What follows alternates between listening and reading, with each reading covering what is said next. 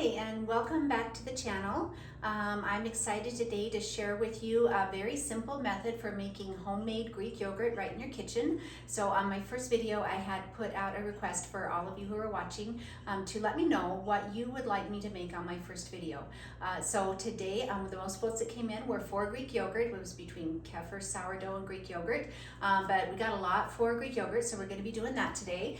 So I'm going to be showing you a way today that I think is the simplest method that just about everybody should have what's right in your kitchen to be able to make it. So you don't need special equipment or things like that to do it. There are a couple ways to do it. I'll talk about that later on. But for today, we're going to stick with a very simple method. And so let's go ahead and get started. Thanks for joining me today.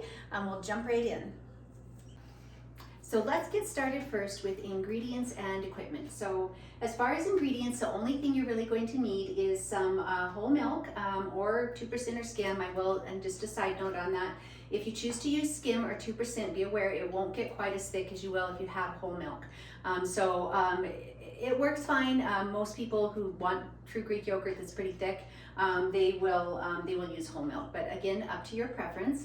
And then you'll need some yogurt starter. So I'm using a starter from a previous batch that I made, but you can use for your starter, for the purpose of getting started, a couple of different things to get started with a starter. Either you can go to the grocery store and buy a good quality dish yogurt from the store. I know several people who have done that to start their yogurt, and you can just use that as your starter to get going and then start making it from there. You can also buy a starter online that is, I think the brand name is Cultures for Health, and that's how I actually started on my very first starter. Was I bought a culture online. It's dried, you've got to rehydrate it and do a couple of batches through to get it good and thick and working well as yogurt.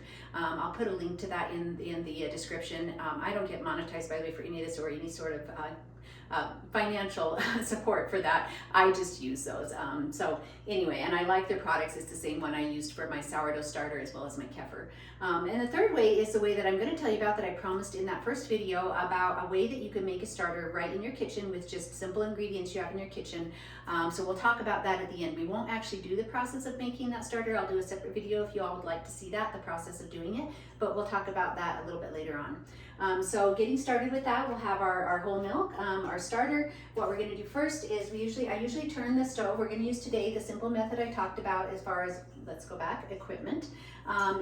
Typically a saucepan, the way I'm showing you today, a saucepan of whatever size you want to do for how much yogurt you want to make. So I'm going to do a quart today because maybe there's a lot of people who don't eat as much yogurt as I do. Typically my husband and I, we eat it every day, so I usually make a gallon when I do a batch. Because once I've strained it to get it really thick, because we like ours very thick, it usually goes down from a gallon to about 1.5 quarts. And so just be aware that if you like your yogurt really thick and you strain it, the acid whey, which we'll talk about in a minute, that comes out of there, you're going to lose, depending on how long you strain it, up to half to even 3/4 of the volume that you start with what you end up with actual Greek yogurt. So I'm going to do a quart today. We also will need a small bowl just for mixing the starter into some of the milk when we finish. It helps it when you mix it in together ahead of time with a little milk to spread it more evenly through the milk that we've heated over here. One thing that's super helpful, not necessary because I'll tell you a way we can kind of adjust, test our temperatures without using a thermometer, but a thermometer really is pretty helpful. I picked this little one up off Amazon. It was like $5, so they're pretty cheap. If you just Google a milk thermometer or a thermometer, cooking thermometer, you can find it for pretty inexpensive. But this is pretty helpful for testing the milk temperature. Something to stir, of course, to stir our milk so we don't scorch it.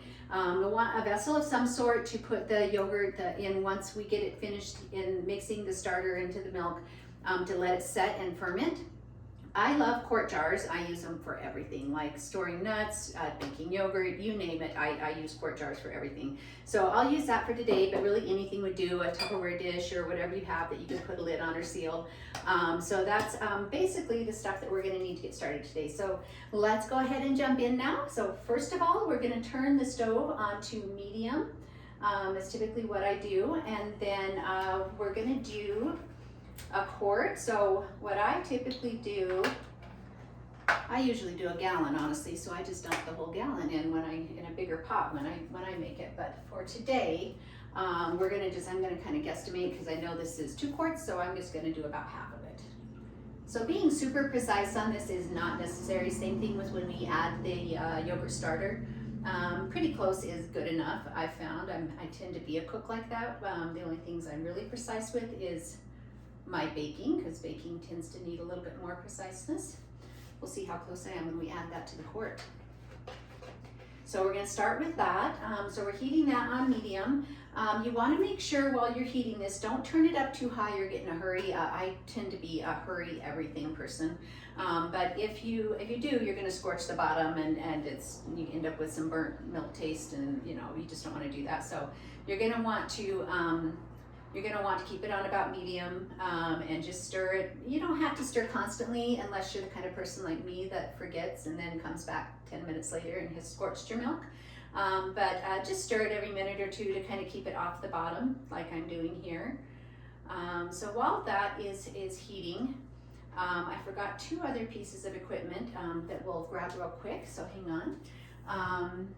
So we have here our a little bit bigger bowl, and this is to strain our yogurt in. And so we're gonna do, put a towel. I love these flour sack towels.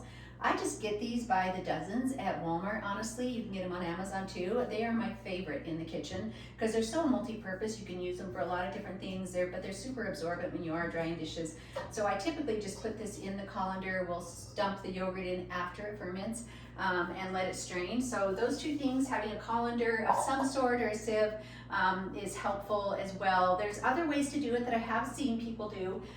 You still would need a bowl to strain it into, and one of them is that people will take a towel like this and put it in the bowl and dump the yogurt in and then tie it up and secure it with like a rubber band and hang it. So there's a couple different ways, but to me it's pretty helpful. Most people have a colander in their kitchen. It's pretty helpful to have that, those 2 pieces of equipment. So we're going to keep stirring this. Typically it takes about 10-15 minutes to heat this.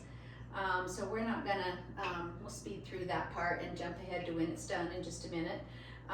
But just keep a close eye on it so that you don't scorch it. Okay.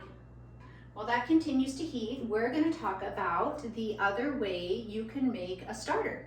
So a while back, I came across someone that I follow on YouTube actually, who was talking about different ways that you can make starters for yogurt. And the 2 ways that you can do this, I'm sure there are other ways as well, but these are 2 pretty common, I guess, in other countries. I wasn't aware of this. Is one, using a lemon. I know, a lemon. And the other is chili peppers.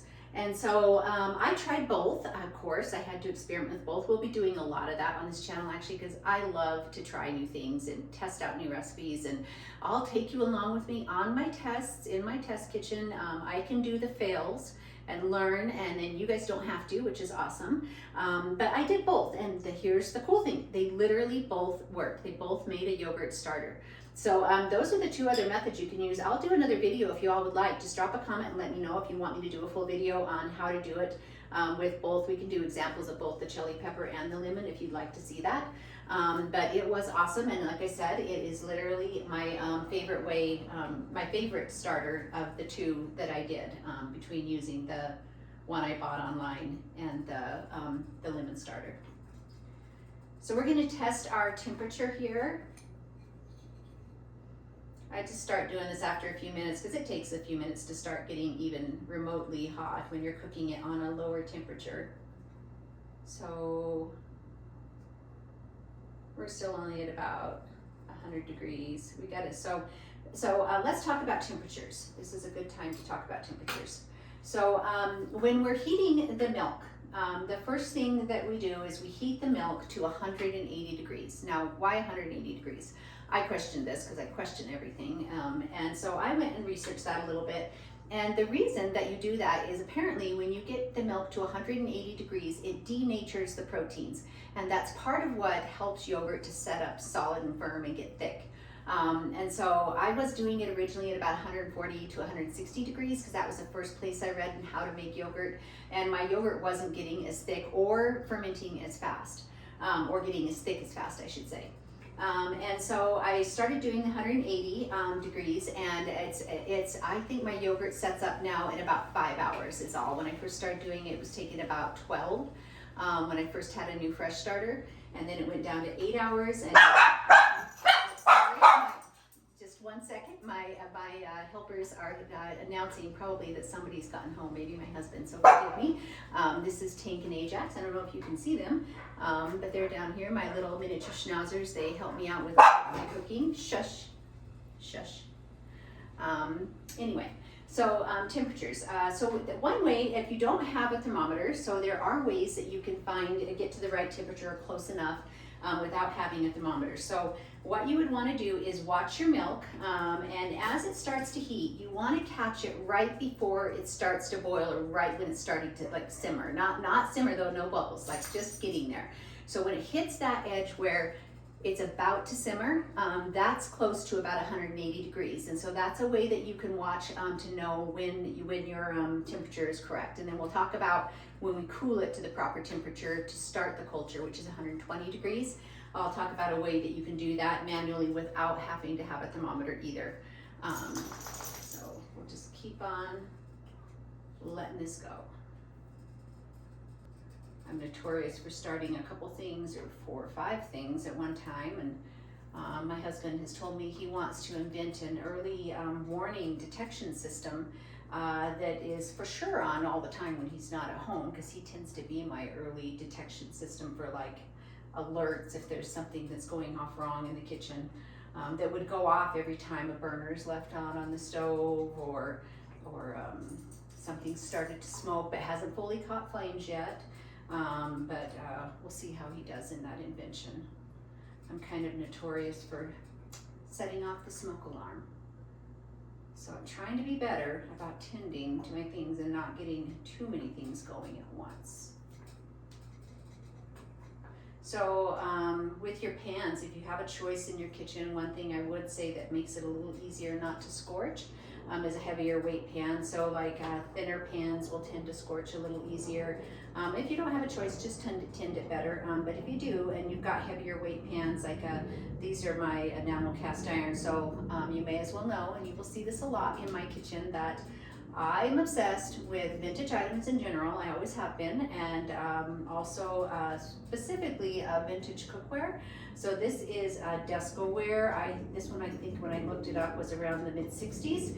I love Descoware and Le Creuset. They are my 2 favorite kinds of cookware. Everything in my kitchen, except for a couple of old stainless steel pans that are really heavyweight that I've got, are either Le Creuset or Descoware. I just discovered Descoware about a year ago. I didn't even know about them actually. I kind of had been doing the Le Creuset for some time. And they're actually were a company back in the 20s, 30s, and 40s that Le Creuset bought out because they were competition. And so there aren't a whole lot of them that are later than I want to say the 50s or 60s is when they quit making them. 60s, I want to say. But I am in love with them. They're my new favorite thing. They're about 30% lighter than Le Creuset, and there's not as many of them around. It's kind of hard to find them. I've been collecting several. My husband got me this as a gift a few months back, and I've got some saucepans and a few skillets, and they've become my new favorite skillets. But yeah, a little heavier weight definitely makes it less able to scorch. So let's see, we were almost 180. Let's give that a test. Well, it's going up fast. That's a good sign. And here we are at 180. Perfect. Okay. So when it hits 180, we're going to pull it off the stove. Now, another waiting part is this has to cool now to 120 degrees. So you'll get to where you kind of know in your house how long that takes. What I typically do is I set a timer for myself. With a smaller amount like this, it'll probably take 15-20 minutes to cool down. If you have a ceiling fan and turn it on, it'll cool down a little faster. Mine that's a gallon, when I make a gallon, it takes about an hour and 15 minutes to cool to 120 degrees. But we're gonna want it to cool to 120 degrees. That's a good temperature to add our starter. It's on the little bit higher end of what we want. So you want between 108 and 120 when you add the starter. So if it gets down to 108-ish, you're still okay. If it gets below that, you do want to heat it up a little bit so it's at the right temperature when we add the starter. So we're gonna let this set for 15-20 minutes until it cools and come back, and then we will go ahead and add the starter and go on to next steps. Okay, so it's been about 20 minutes. We're going to go ahead and check the temperature on this again. So we're wanting to hit 120-ish down to 110. 120 is preferable. And it looks like we're right at 120 actually. So our next step is going to be that we're going to take some of our starter. And again, this is my starter from a previous batch that I had made. And so you're always going to want to, at the end of your, when you're done fermenting it, or even after you strain it, just don't forget, knead it all. You're going to want to save anywhere from 1/4 to 1/2 cup, kind of depends on how much yogurt you want to make the next time, because you're going to need a tablespoon to a tablespoon and a half. I usually do a little heavier, honestly, like a tablespoon and a half per quart that you're going to make. So when I make a gallon, I put almost a 1/2 cup in. I've done a 1/4 cup and it works great too, but I tend a little heavier. So for this, since we have a quart, we're going to do about a tablespoon and a half. Again, no exact science. I just kind of scoop with a regular tablespoon and just get like 1 1/2 of those in there. We'll save the rest of that for another time. And then we're going to put a little bit of milk. So I'm going to take this over the sink just in case it spills, because I don't want to spill on my stuff.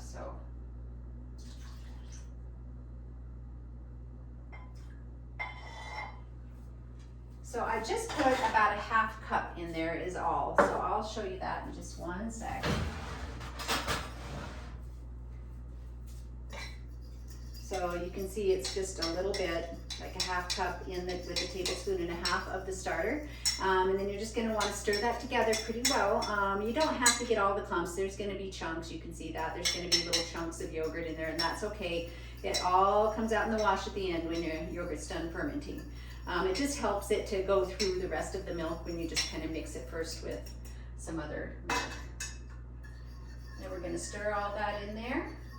So while we're doing this, a note on sterilization. I know some of you who are watching who know anything about or have read on yogurt making, that everywhere it says to sterilize all of your equipment. You probably just saw me grab this out of the drawer without sterilizing it. So kind of my take on that, and again, this is just me and my personal opinion, just my personal opinion and how I do things.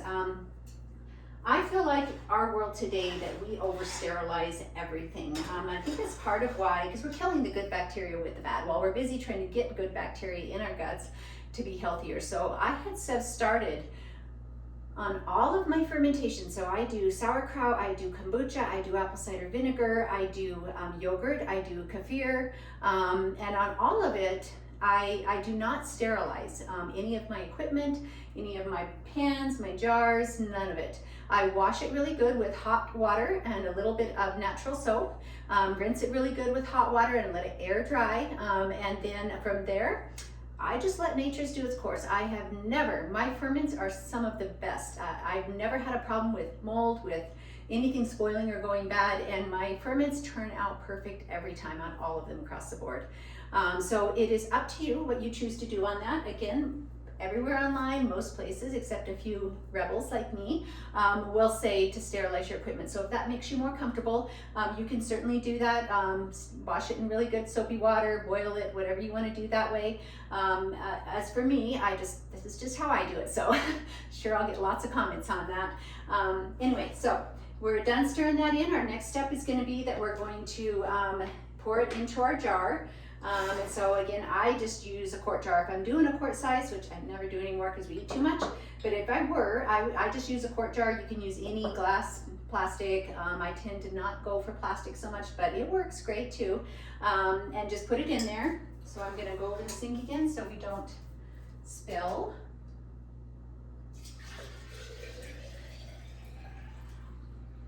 And look at that, I estimated exactly, oh, spilled a little, a quart. That was pretty good. I guess my guesstimating skills are okay. Okay, so when we finish that, we're gonna go ahead and put the lid on. Now right away, we wanna keep this warm because that's what starts the fermentation process or gets it going. We're going to make sure we have our oven light on. So you can see I turned on my oven light a little while ago to heat up the oven. You can turn it on at the time you put it into, that's not that big of a deal. We're gonna take a towel, that's why I've had this sitting over here, and we're gonna wrap it just kind of for insulation. You know, I've also seen people do this with just using a cooler and wrapping their yogurt. I haven't tried this, but I just bought an old vintage Coleman cooler that's so neat. It's a metal one online. And they just wrap it in a towel and throw it in one of those, and it works great for them. So I'm gonna test that. I'll let you know if that works or not. But we're just gonna kind of wrap it up so it's got its own little cozy blankie here. We're gonna set it in that oven where we've got the oven light on and it's a little warm.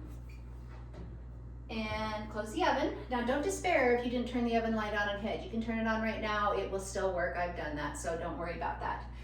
So once we get it in here, we're going to go ahead and leave it for 5-6 hours, and then we'll come back and take a look at it, see if it's set to our liking. Mine always does in that much time.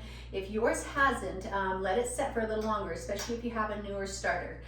Let it set for up to 8 hours, even 10 is fine. In the beginning, I was doing my 12 when I was activating the starter that I bought online.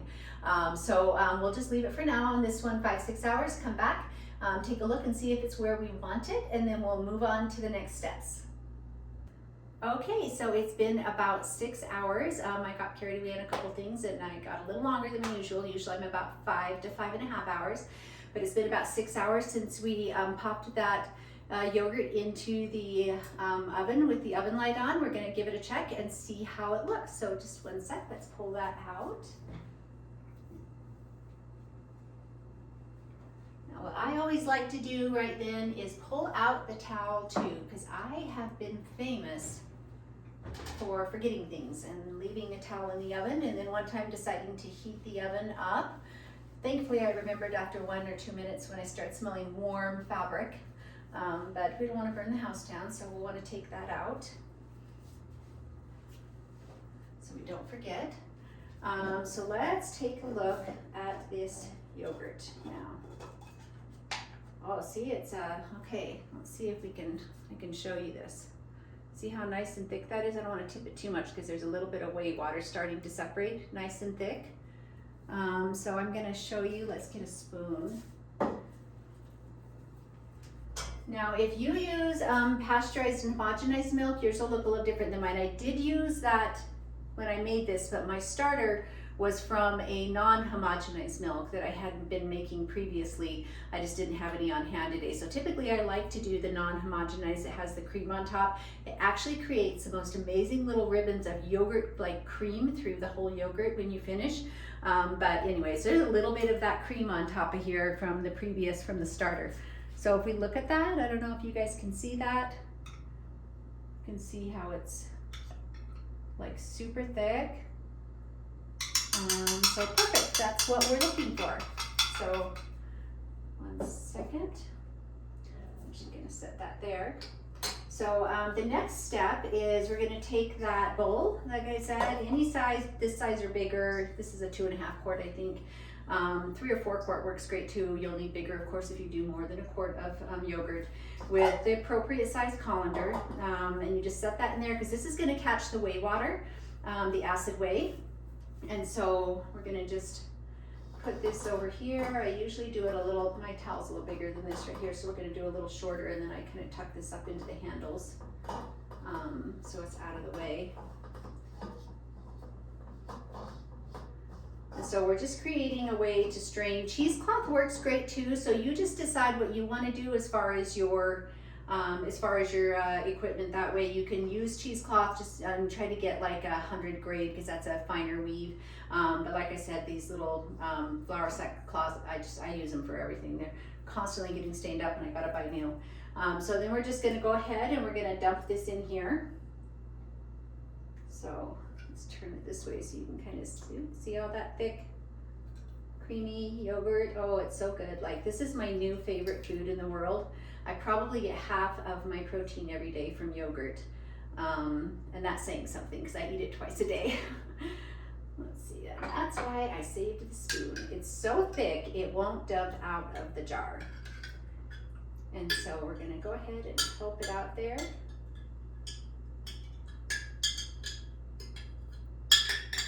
Scoop all that out of there.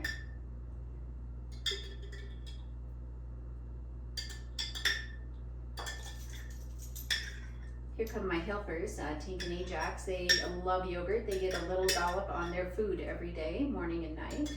It's one of their favorite foods too.